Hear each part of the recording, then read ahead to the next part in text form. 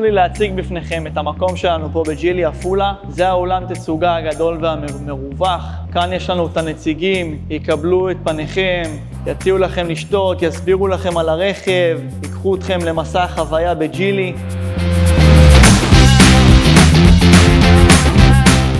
פה יש לנו פינת המתנה מרווחת, בין אם אתם במרכז שירות, בין אם אתם מגיעים אלינו לרכוש רכב. כאן יקבלו אתכם כשאתם מגיעים לעשות שירות בג'ילי. במסגרת כניסה של הרכב למרכז שירות שלנו, הרכב עובר מספר בדיקות לפי הוראות יצרן. נעשית גם בדיקה לבריאות הסוללה, ומחליפים כל מה שצריך בהתאם כמובן להוראות היצרן וסדר הטיפולים של הרכב. איך היית ממחיש את אופי השירות בסניף ג'ילי עפולה? יש פה הכל, יש לך בית, יש לך שירות, מסך, הכל פה תחת מעטפת אחת, כל הלקוחות שלנו נהנים. אנחנו ממש מתמקדים בפרטים הקטנים, אם זה בעסקת המימון, אם זה בטריידים, אם זה הכוונה של הלקוח לאיזה סוללה או רמת גימור הכי מתאימה לו.